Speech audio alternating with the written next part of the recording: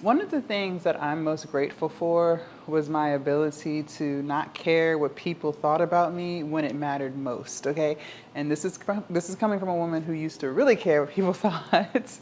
I am 35 and I spent my entire 20s caring what people thought about me, but it wasn't until I quit my 9 to 5 and decided to work for myself where all of that went right out the window. If you're new here, hello, my name is Jasmine, and in this video I want to talk to you guys about why I quit my 9 to 5 and if it was the best thing I ever did. Yes. To answer that question, yes, it was by far the best decision I ever made for myself. I knew probably year 2 into my 9 to 5 that I hated, that I couldn't work for anyone else. And I went to college and I thought I was going to get a good job with benefits and stability, and I was just going to live this American dream and everything was going to be so hot, happy and blah, blah, blah, blah. Yeah, well, after I got that full-time job, 2 years in, I was like, oh no, this ain't for me. And I must have been about 25. I was like, this ain't for me. This ain't gonna work out. I gotta do my own thing. I can't have people telling me what to do. I'm not cut out for this. And I had tried so many business ideas before I landed on what I landed on. So during COVID, 2020, that's when I heard people talking about OnlyFans and women making so much money on there and you don't need any money to start. And so I signed up and it's been smooth sailing from there. Now, I didn't tell people that I was going to quit my job when I quit my job. Like, people knew I hated it, right? That was not a secret. My mom knew, my friends knew, everyone knew I hated my job, but I never like told anyone like, hey, I'm about to put in my 2-week notice on this day. Like, I never did that, right?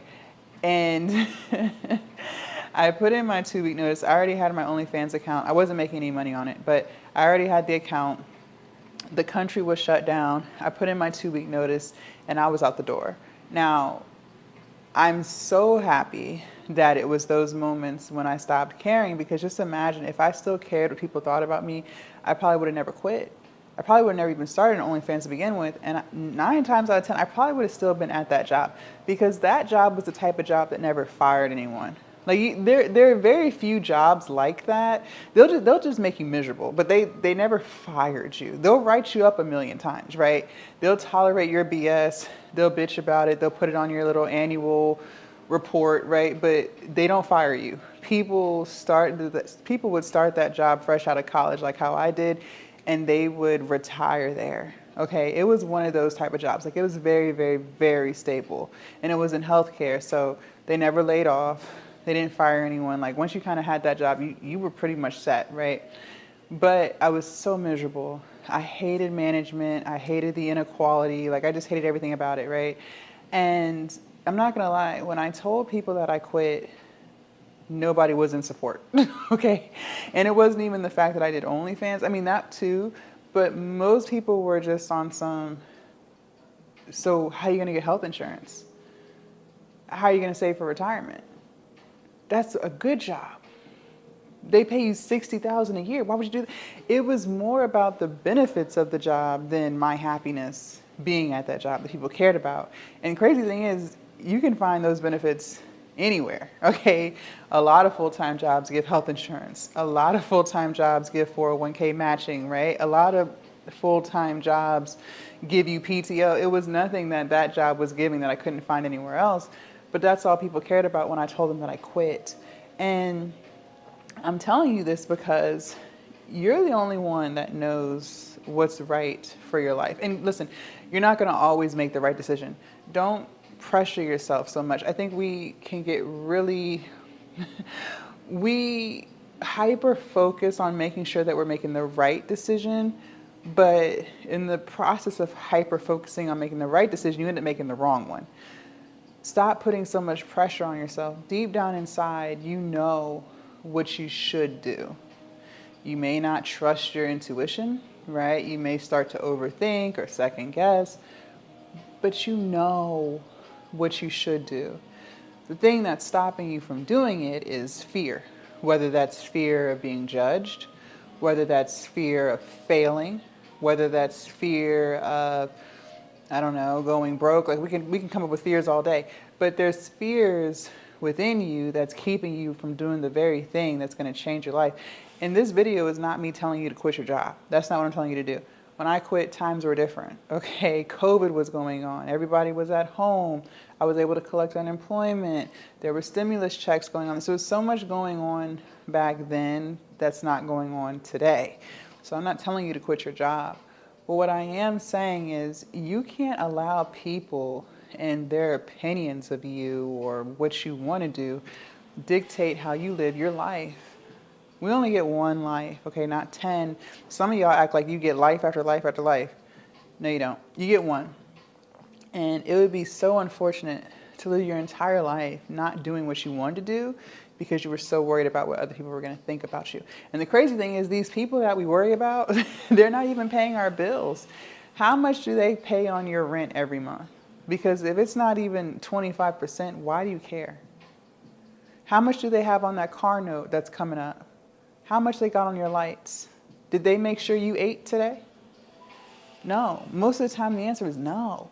But you let these people who don't play any role in your life deter you from things that could change your life for the better. And that's something you got to get out of. And I don't think any amount of videos is going to get you out of it. I think there's more inner work that you have to do. That's more becoming confident in who you are and recognizing that you always find a way. And, you know, that's something too that I think a lot of times we sell ourselves short. And it's crazy because we've gotten ourselves out of really tough times. You know, no one's life is perfect. Okay, everyone's gone through stuff, really bad stuff, right? But you overcame it. There were things that happened and you had no clue how you were going to get over it, but you did. You could have been broker than broke. You probably may have not known where your next meal was coming from. You may have not known how you were going to get to work. You might not have known how you're going to get another job, but you got one. Lives. Lives. No one's life is perfect, and we've all had times in life that were extremely hard, but you got through it. And it's so crazy because you've already proven to yourself that you are more than capable of getting yourself through things, but you will still doubt your ability to make the right decision for you and your life. And that's crazy. And that's why I say I don't think any amount of YouTube videos is going to fix that for you. That's going to require inner work. That's going to require counseling. That's going to require self-trust. Now, I've always been someone who's extremely ambitious. I've never been the person who just sits in their struggle, if that makes sense. Like, I'm sure we all know someone who is broke and they know they're broke and they're just cool with being broke. Like, it doesn't stop them from sleeping. They still get up and play video games, right? They're still going to scroll on their phone. I've never been that person. That's a totally different type of person. We're not cut from the same cloth. I'm the person that if I'm broke, I'm not sleeping until I figure something out, right?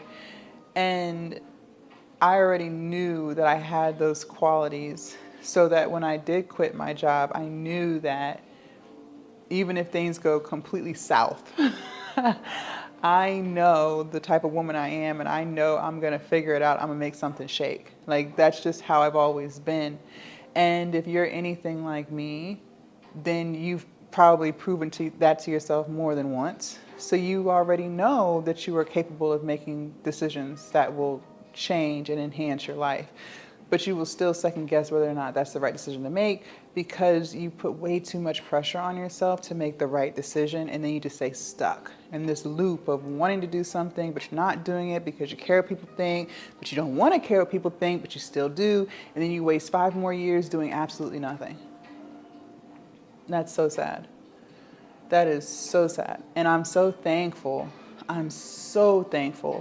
that I didn't consult people before I put in my 2 weeks.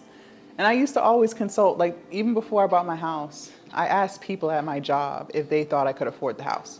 That doesn't even make sense. It doesn't even make sense. I'm telling you, in my 20s, I was lost. I was a lost soul. I was literally asking my coworkers if they thought that I could afford the house that I was going to buy. We listen, we don't judge. But the point I'm making is I could never make life decisions without consulting other people. But I knew deep down inside that I couldn't stay at that job and I didn't want another job. And I had to go. I knew that. And so I trusted myself enough to put in my 2 weeks and not renege it, right? I kept it in the pot and I left. I stood 10 toes down, I left, and it's been smooth sailing from there. And I'm so thankful that I did that for myself. That was by far the best decision I ever made for my life. So if you're struggling with making decisions for yourself, again, deep down inside, you know what you should do. If you got away from other people, maybe you can't sit in your house in quiet and be still, but maybe you can sit in your car and be still. Maybe you can go to the park or just go somewhere away from other people. Don't be on your phone. Don't be watching YouTube videos. Just sit there. And it might take several days or several weeks to figure out what's best, but the answer always comes to you. The only reason why you don't move when the answer does come to you is because you live in fear. Leave a comment down below. Let me know your thoughts. I can't wait to read what you guys have to say. Also, make sure you guys subscribe to the channel if you haven't already. Join the Patreon. The link is down below. And I will see you guys in my next video.